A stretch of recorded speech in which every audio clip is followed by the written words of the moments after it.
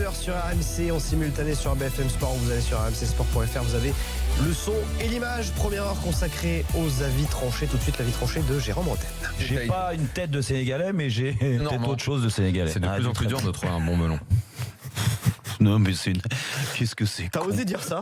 Ouais, bah tu sais, on en fait tellement des fois que... Ça, c'était un journaliste qui t'avait mis la pression dans une conférence de presse, non, c'est ça? Non, ouais, c'est Non, possible. rien à voir. C'est possible. Tu voulais nous parler de la... C'était Gilbert, en fait. C'était Gilbert? Il m'avait cherché ce jour-là. T'as voulu le calmer, quoi. Voilà, t'as voulu lui faire exactement. comprendre. Tu voulais nous parler de la Sana Diarra. On en parle, c'est vrai, au Paris Saint-Germain. On en parle beaucoup. On comme en une parle recrue beaucoup. potentielle au Là, on en est apparemment sur le point négociation de salaire.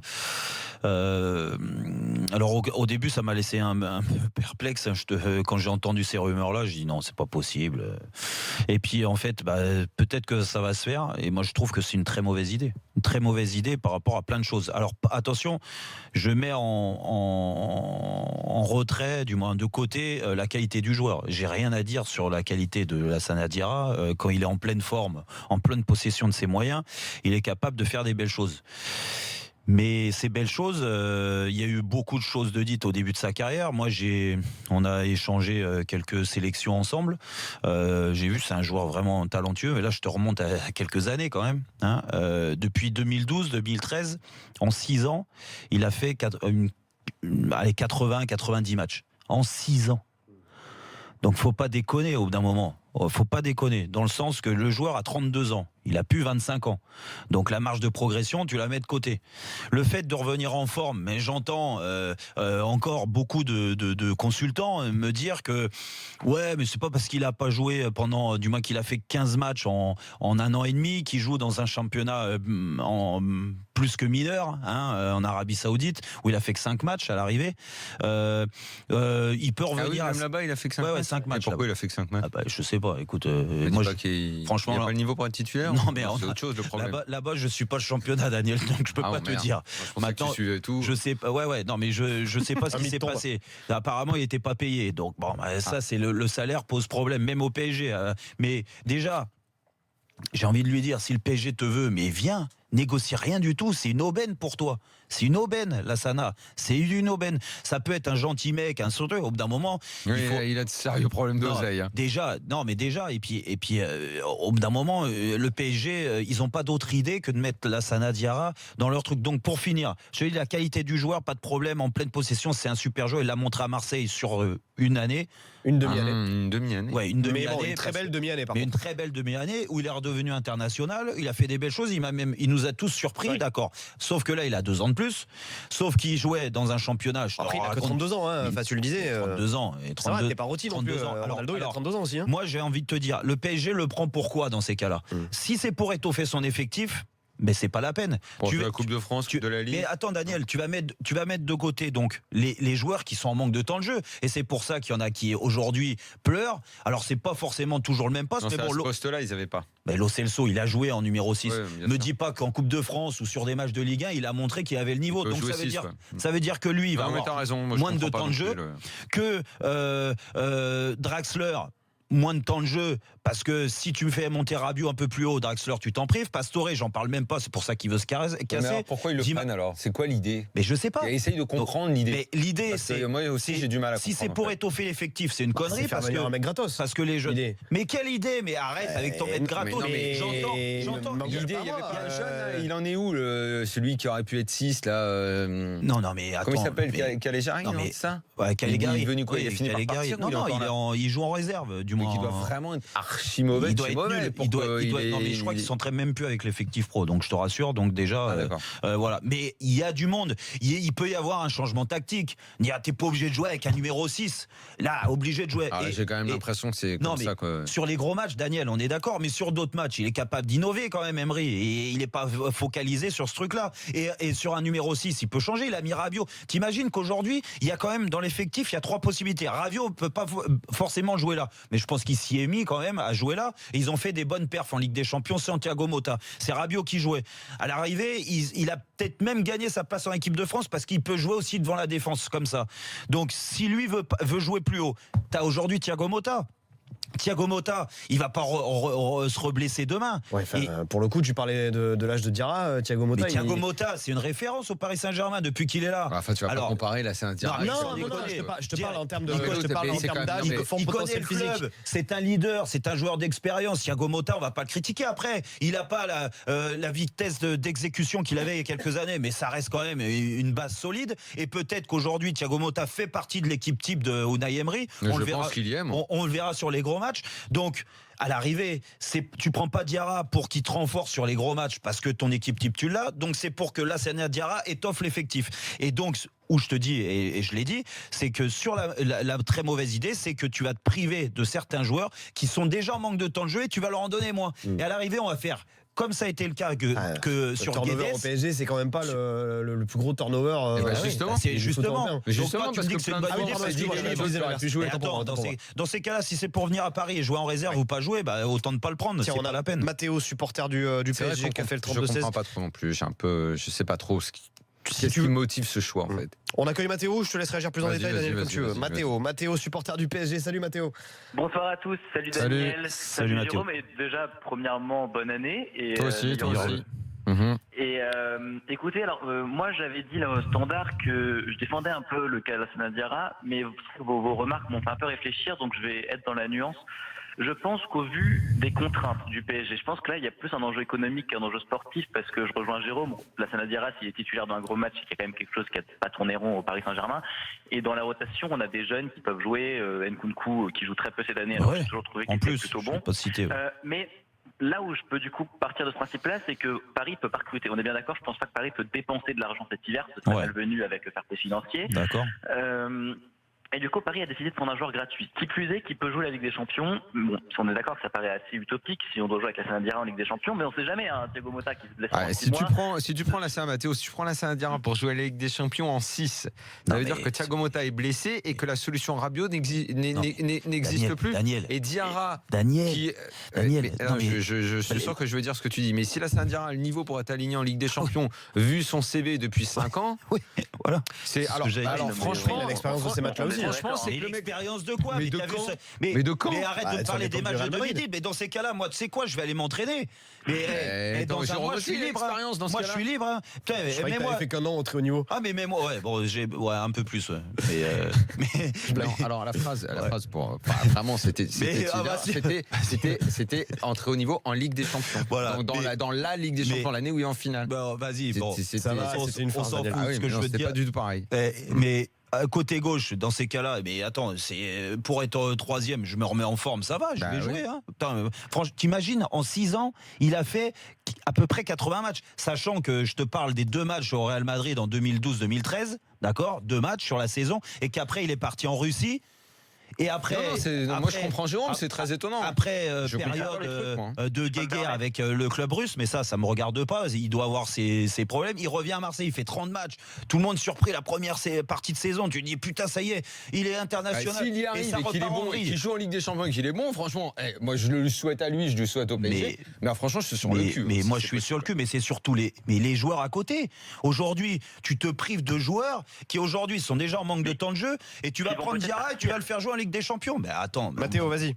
Ouais, non mais moi et là je vous rejoins, je suis à peu près d'accord avec tout ce qui vient d'être dit. Moi le point d'interrogation que je mets, c'est que je pense que l'arrivée de Lassana Diarra, faudra la juger à la fin du mercato. Paris doit vendre. Là, je comprends pas que ce soit toujours pas fait. Moi je veux vraiment le fair play financier, ça doit être le premier enjeu de la direction sportive du Paris Saint-Germain, et je pense que Paris va vendre. Alors voir qui, si Pastore part, si éventuellement au milieu de terrain, j'en vois pas beaucoup qui sont susceptibles de partir. C'est ça, c'est surtout ça.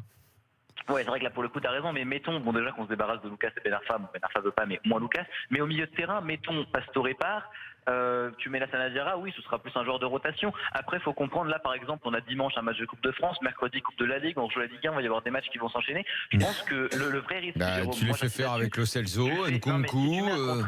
Un contrat à Lassana Diarra de 2 ans et demi, là c'est terrible. S'il arrive à avoir ce contrat-là, je ne comprendrais pas le raisonnement parisien. Mais s'il lui faut un contrat c'est vrai. Déjà Mathéo, là on en est apparemment on en est à la négociation de salaire où il serait pas d'accord avec le salaire, mais sans déconner, mais signe les yeux fermés, calcule même pas ce que tu vas toucher.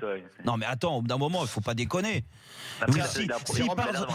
S'il part dans cet état d'esprit-là, mais je te dis, mais il faut même pas le prendre en plus de ça. Attendez les gars, je vous coupe juste 2 secondes parce que le score a bougé à Tottenham. Tottenham. But absolument magnifique entre Tottenham et West Ham, Timothée. Égalisation de Son à l'instant pour Tottenham. Un but absolument splendide. Combien il reste ? Il reste 10 minutes au moins, Timothée ? C'est pas Wembley, il reste 6 minutes à jouer. C'est pas Wembley, c'est Cap Canaveral, parce que là ils ont envoyé 2 fusées les joueurs.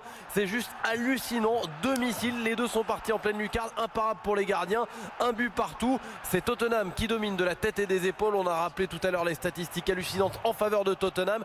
Mais West Ham avait pris l'avantage sur sa seule frappe depuis le début de la rencontre. Et bien égalisation plus que logique pour Tottenham par Son.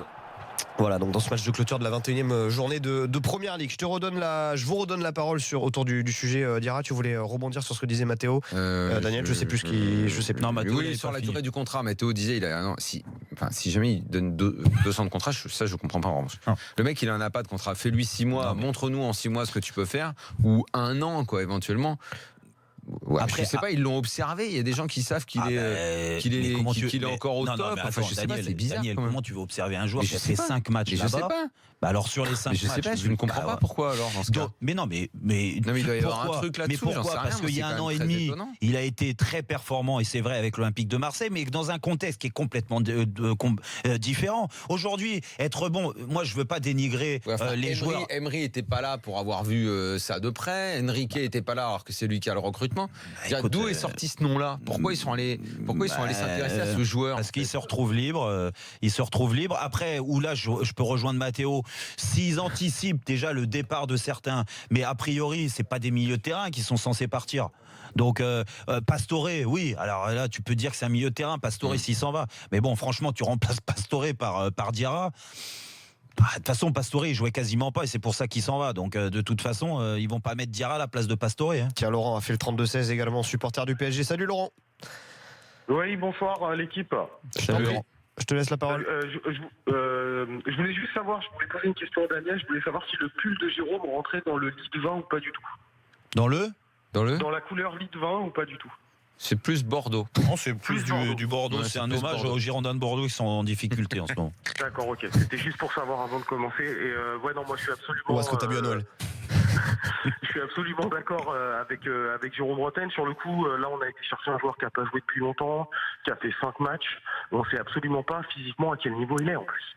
Ça veut dire quoi ? Il va avoir besoin de 6 mois pour se remettre en jambes. On ne va pas pouvoir le faire jouer tout de suite. Il va être opérationnel au mois de mars-avril.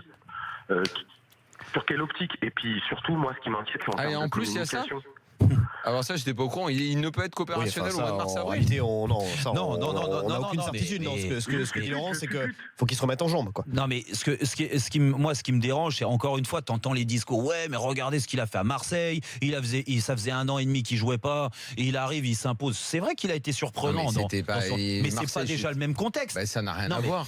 L'exigence n'est pas la même. Non, mais c'est surtout Daniel. Ce que je veux dire, je respecte les joueurs de Marseille à cette époque-là, mais Diarra, des joueurs en qualité bien sûr au niveau technique il sait faire un contrôle, il sait faire une passe vers l'avant. Et il y a beaucoup de joueurs de Marseille à cette époque-là qui n'arrivaient pas dans le milieu de terrain. S'il a retrouvé l'équipe de France aussi, comme tu l'as. Tu sais, c'est ce que je disais. C'est exactement pareil pour Yann M'Vila à Saint-Etienne. Mais ça va être Maradona, Yann M'Vila à Saint-Etienne. Ah oui. Mais écoute, il va prendre le ballon, il va contrôler. Ils vont dire mais qu'est-ce que c'est que ce joueur qui arrive à faire une passe vers l'avant, un contrôle. Mais attends, ça va être fabuleux. Mais c'est exactement la même chose. Soit à Marseille, dans le contexte Diarra. Aujourd'hui, au Paris Saint-Germain, avec Diarra, des joueurs qui sont techniquement très à l'aise, qui sont beaucoup plus affûtés que lui, qui ont aussi une marge de progression. Et il y en a beaucoup. Jérôme, si je peux me permettre quand même, il y a aussi quelque chose qui me gêne beaucoup, moi, c'est en termes de communication. T'envoies quoi comme message là, en fait ? T'envoies quoi ? Tu recrutes Neymar, tu vas chercher du Mbappé, puis à la fin tu te rabats sur du Diarra. On n'aurait pas pu aller chercher un petit Spinazzola, par exemple. Ouais, mais après, encore une fois. C'est un vrai joueur de foot au milieu qui a une vraie plus-value technique, un vrai QI foot. Tu vois ce que je veux dire ? Ouais, non, mais là-dessus, je te rejoins. Après, là, ça montre aussi peut-être les soucis avec le fair play financier du Paris Saint-Germain. Ils peuvent pas se permettre aujourd'hui d'acheter un. Je sais pas. Après, il faudrait regarder de plus près si. J'en sais rien.